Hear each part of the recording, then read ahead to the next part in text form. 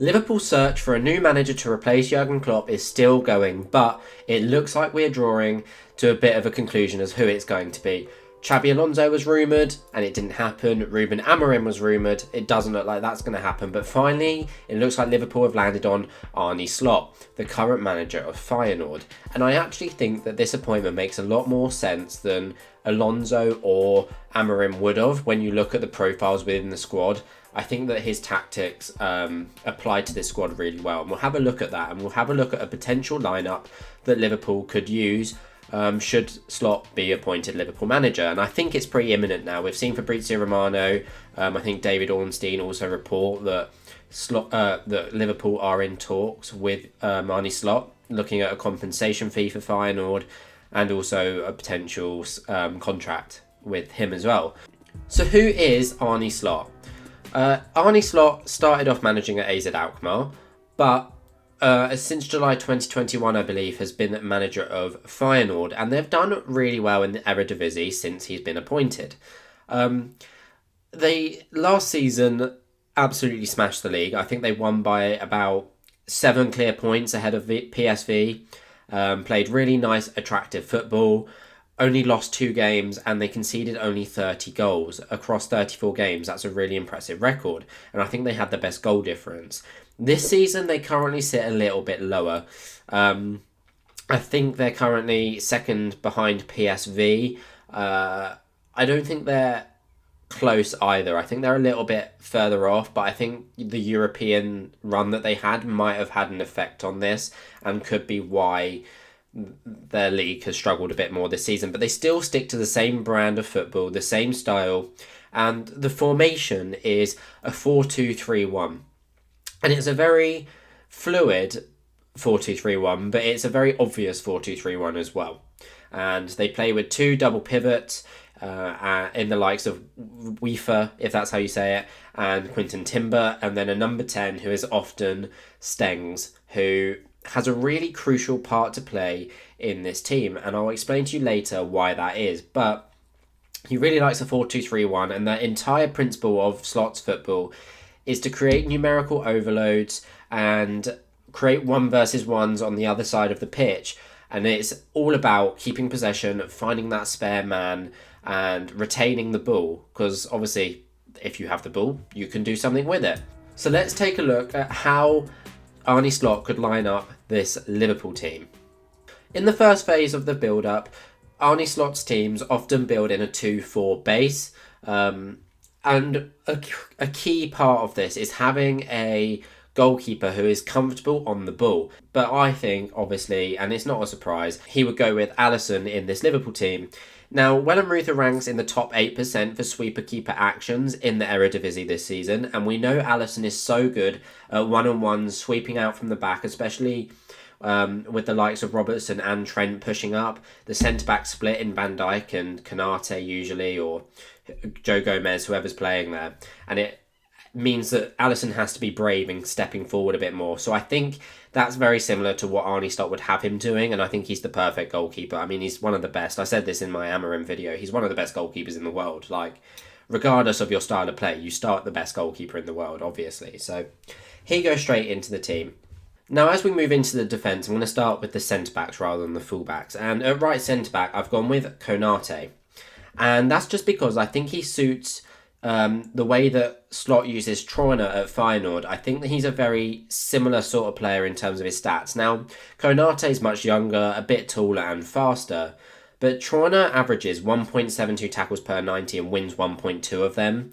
Konate averages 2 and wins 1.3. I feel like they're pretty similar. It just means that they both like to be very aggressive on the ball. They like to get close to their man, make tackles, which when you compare that to Van Dijk's this season, he tries to make 1.2 tackles per 90. Van Dijk likes to give the opponent space and step in, whereas Konate and Trauner prefer to just attack, win the ball back, sometimes commit a foul, but be aggressive and press. And I think that's what Konate could do in this team. And as we go into the left centre-back, it's no surprise, but I'm going with Virgil van Dijk. Now at Feyenoord, it is currently Hanko that plays in this position. And Hanko is a very commanding centre-back. He likes to keep his defensive line organised. And he averages 92 passes per 90, which is an insane amount of passes. and 9.5 of these per 90 are long balls. And we know a crucial part of Van Dijk's game is playing the long balls, the switches to the likes of Trent or Robertson, who's made a run into the attacking line. And he averages 9.4 long passes per 90. So I think that it's almost like a like for like. They're both ball players and they both like to command. They're both captain material. And they're just big, stocky players. They're quite intimidating to come up against. And what a crucial part of Slot's team is when they build out from the back, the fullbacks are given permission to either invert or push high. And obviously that suits the likes of Trent and Robertson. In the build-up phase, they're allowed to push a bit higher, almost join the midfield line rather than the defensive line. And I'm going to put them in there now. It's McAllister and Gravenberch that I've gone as the two midfield, as the double pivot. And I think in build-up, it lines up in this 2-4 formation. And I think Trent and Robertson being able to push a little bit higher to be that spare man at times as the ball works its way across the back line.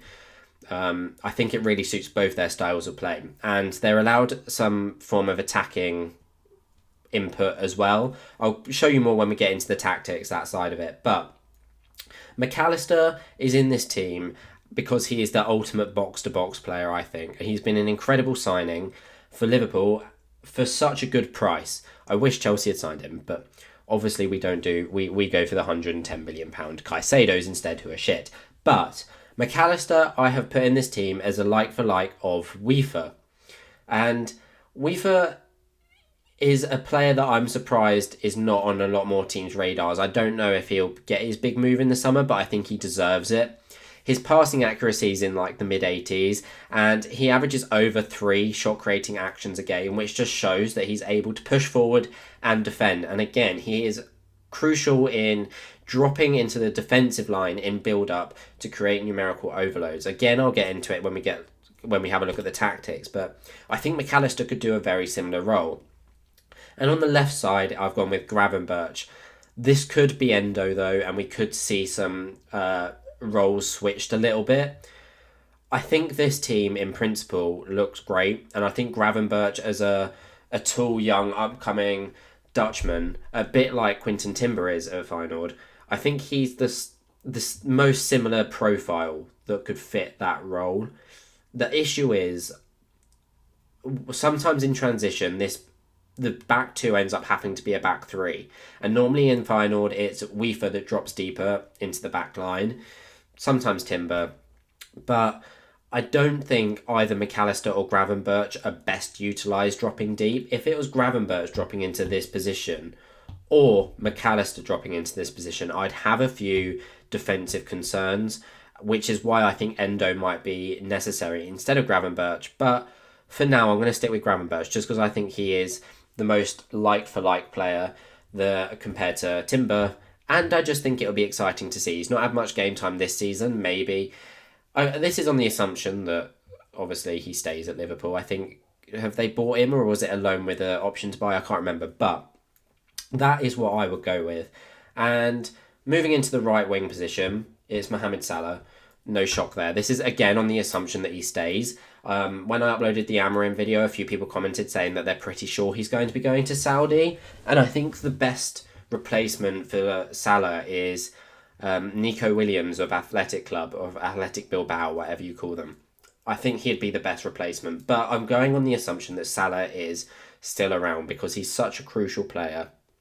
And again, I think he fits this system really well. Minter is the right attacking mid or the right winger at Feyenoord, and he's a fast, attacking, nimble, left-footed player that likes to cut inside and get shots away. Salah is literally that, just 10 times better. He's fast, dynamic, and left-footed, who can cut inside and get his shot away. I think it's almost a guaranteed. And on the left-hand side, this might surprise some people. I've gone with Cody Gakpo. And the reason for this is when I compared the stats to Paxao at Feyenoord, I looked at what player in the Liverpool squad most suits like how Paxao is utilised. And Gakpo's stats are so similar. If you look at his shooting stats, they're almost like the same player. I compared him as well. I thought about maybe Nunes on the left, Jota up front, or Jota on the left, and obviously Diaz on the left, maybe even Harvey Elliott on the left.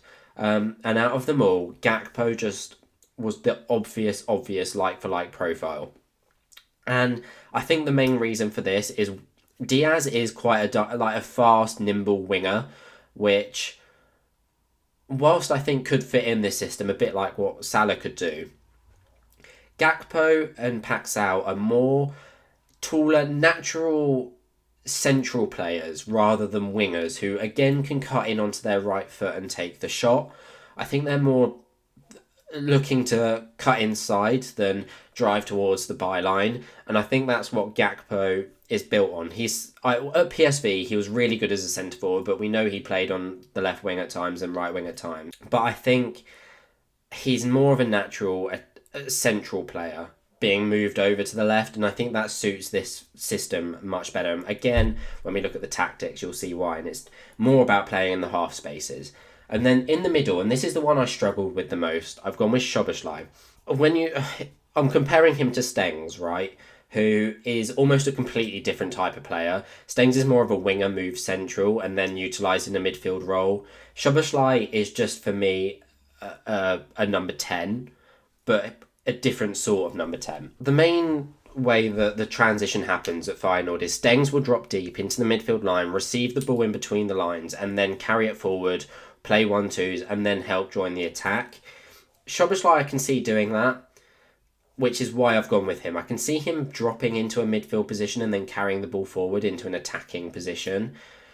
He just does, when you compare the two, their stats aren't similar, the profiles aren't similar, they're not a similar height, they're not a similar sort of player, but I think they can both do the same thing, which is why I've gone with them. And then up front, I've gone with Darwin Núñez. No shock. I really wanted to try and find an excuse to put Jota in instead. I just can't. Again, Santiago Jimenez has been so good in European football this season. Almost one of the most exciting up-and-coming strikers. And his hold-up play is great, but he really likes running into space. He likes pointing where he wants the ball, in behind the defence, and then running onto it before getting a shot away on either his left or his right foot. And Núñez is just exactly like that. He loves space, attacking the space and getting a shot away. Now, Núñez is not clinical at all, whereas Santiago Jimenez is a bit more clinical, but Núñez can shoot on either foot. Jota, I think, prefers receiving the ball in between the lines. He likes tight spaces, nimble footwork, and I just don't think that's what suits this system. They need someone that can play 1-2s, attack the space in behind. I'd love to see the situation where Núñez has a ball, Salah's making this run, and a 1-2 is played for Núñez to run into. I think that would suit this really well.